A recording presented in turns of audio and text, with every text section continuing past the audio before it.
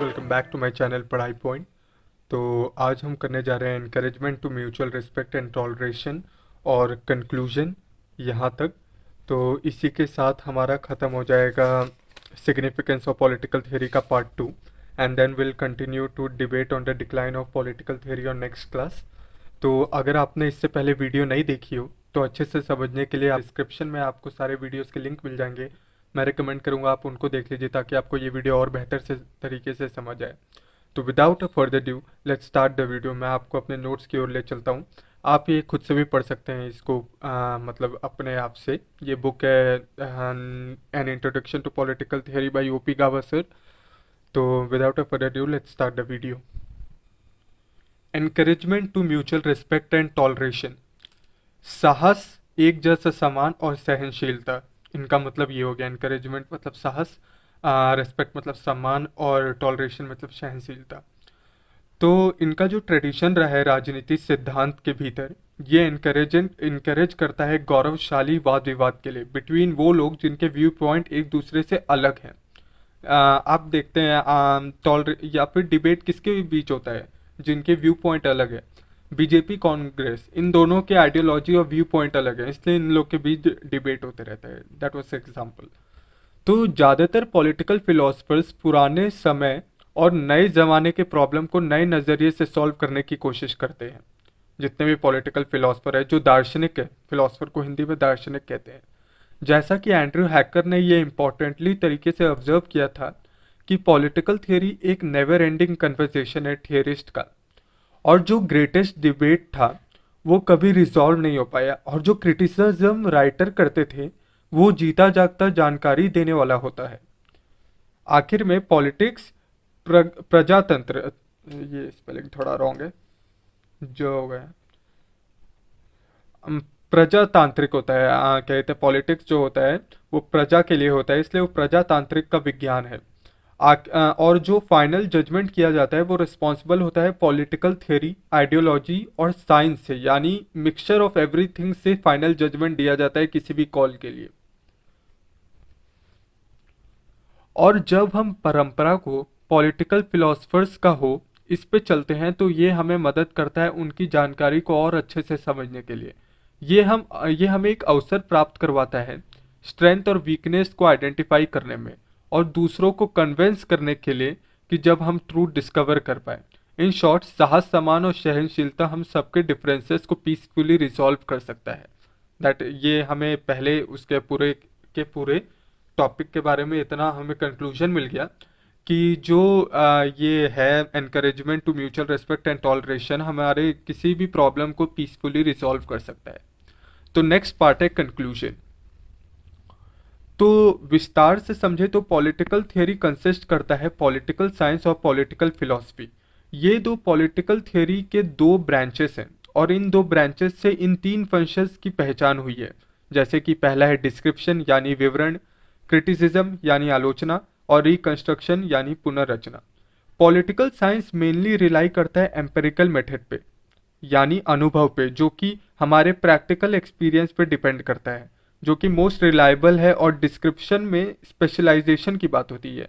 जो डिस्क्रिप्शन है हमारा उसमें स्पेशलाइजेशन की किसी चीज़ की बात होती है। जैसे मान लीजिए अगर आपके पास दवाई की पर्ची है तो उसके डिस्क्रिप्शन में उस दवाई का क्या क्या रोल है, क्या डिस्क्रिप्शन है, उसमें आपको सारी दवाई की इंफॉर्मेशन उस डिस्क्रिप्शन में मिल जाएगी। जो पॉलिटिकल फिलॉसफी है वो कंसर्न्ड होता है क्रिटिसिज्म और रिकंस्ट्रक्शन पे। जैसे अगर सोसाइटी ढंग से काम नहीं करेगी तो फिलोसफर उसको क्रिटिसाइज यानी आलोचना करेगी, आलोचना करेंगे, और फिर उससे कैसे बेहतर बनाए उस पर अपनी विचार को पेश करेंगे। इससे कहते हैं reconstruction, criticism and reconstruction. Whereas political theory ये आर्ग्यू करता है कि जो इवैल्यूएटिव स्टेटमेंट वो बेस्ड होता है इंडिविजुअल और group preferences which differ from group to group और इंडिविजुअल टू इंडिविजुअल। अब इवैल्यूएटिव स्टेटमेंट क्या हो गया? जैसे मान लीजिए कि आपको एक सिचुएशन दे दिया जाए कि अगर आपके सामने क्या कहते हैं, जस्ट सपोज कि अगर वहाँ पे कोई भी एनिमल वायलेशन या फिर एनिमल के ऊपर कोई भी अत्याचार हो रहा है तो आप क्या करोगे? आप तो कोई जवाब देगा कि मैं बस खड़ा रहूंगा, देखूंगा कि कोई हेल्प करे, तो कोई ये जवाब देगा कि मैं खुद आगे बढ़ के उसको रोकूंगा कि जानवरों पे अत्याचार ना हो। तो ये डिफरेंट इवेल्युएटिव स्टेटमेंट लोगों से डिफर करता है, इंडिविजुअल टू इंडिविजुअल और ग्रुप टू ग्रुप। इसका मतलब ये हो गया एग्जाम्पल के तौर पे। इसलिए कोई भी ऐसा रिलायबल मेथड नहीं है जो डिटरमाइन कर पाया है राइट और रॉन्ग और गुड और इवल। कोई इसको साइंटिफिकली तरीके से ह्यूमन लाइफ और यूनिवर्स के पर्पस को नहीं जान सकता। अगर कोई बोलेगा कि मैं बस साइंस के दम पे पूरा जान लूंगा सारे यूनिवर्स और क्या कहते हैं ह्यूमन लाइफ के एग्जिस्टेंस के बारे में, तो ये पॉसिबल नहीं है, क्योंकि there is also a bit of philosophy जो कि जरूरत पड़ती ही पड़ती है। इसलिए ऑल टुगेदर वैल्यू जजमेंट का काम पॉलिटिकल थियोरी के सीमा के दायरे में रखा जाता है। जैसा कि आगमन हुआ था पोस्ट बिहेवियरलिज्म का।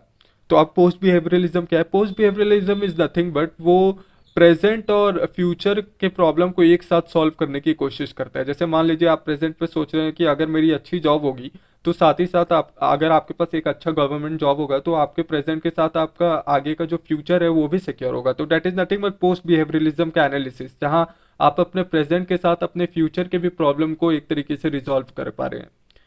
तो इसका ये परिणाम था पॉलिटिकल फिलॉसफी के ऊपर इन 1970s एंड 1980s। एक नए कंडीशन को लागू किया गया जहां पॉलिटिकल थियरी के क्षेत्र में अब ये दलीलें दी जा रही थी कि वैल्यू जजमेंट जरूरी है सोशल पॉलिसी को गाइड करने के लिए। जो फेमिनिस्ट है, एनवायरमेंटलिस्ट है, ह्यूमन राइट और सोशल जस्टिस के ग्रुप है, ये लोग वैल्यू जजमेंट के नए हॉरिजन यानी सीमा बना रहे हैं। और अगर राजनीति इन सबको त्यागने के बारे में सोचता है तो ये डेंजर होगा पॉलिटिक्स के लिए, क्योंकि फिर वो इग्नोरेंट और सेल्फ इंटरेस्टेड हो जाएंगे। ये खुद अगर ये राजनीति दल है वो सोचेगी कि हम इन सबको बॉयकॉट करके अपना तरीके से चलेंगे, तो वो खुद राजनीति के लिए ही वो सबसे दुष्प्रभाव उसी पे पड़ेगा। और अगर इसलिए पॉलिटिकल थ्योरी बहुत इंपॉर्टेंट है किया गया है प्रेजेंट डे वर्ल्ड के लिए, जहां हमारी ज़्यादातर प्रॉब्लम ह्यूमैनिटी पे फोकस करके ग्लोबल डायमेंशंस पे कम नज़र रखती है। जैसे कि मान लीजिए आपके ह्यूमैनिटी जो हम लोग बेसिकली हम ह्यूमन लाइफ है, तो हमारे बारे में ज़्यादा वहाँ पे फोकस किया जाता है इस पृथ्वी पे, ना कि किसी। आप देखेंगे कि अगर ह्यूमन लाइफ इंपॉर्टेंट है, आप देखते हैं कि अगर कोई हाईजैक भी कहीं होता है तो लोग ह्यूमन लाइफ को प्रेफरेंस देते हैं, ये नहीं देखते हैं कि उनकी डिमांड क्या है।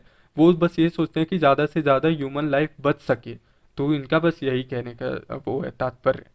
तो इसी के साथ हमने ये पूरा का पूरा टॉपिक कवर कर दिया है, एनकरेजमेंट टू म्यूचुअल रिस्पेक्ट, और साथ ही साथ ये पूरा कंक्लूजन हमने ख़त्म कर दिया।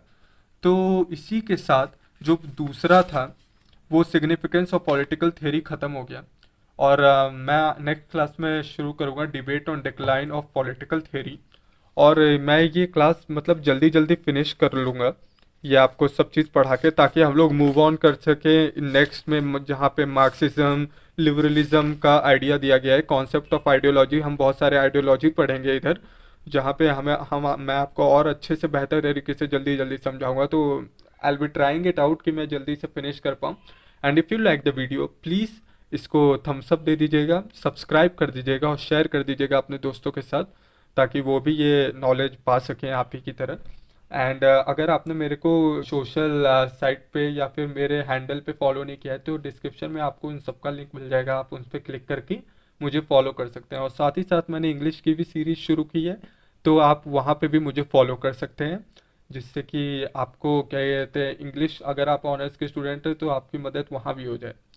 तो till then, thank you for watching the video, and in next class we'll start debate on the decline of political theory, जो कि मैं जल्दी कोशिश ख़त्म करने की कोशिश करूँगा।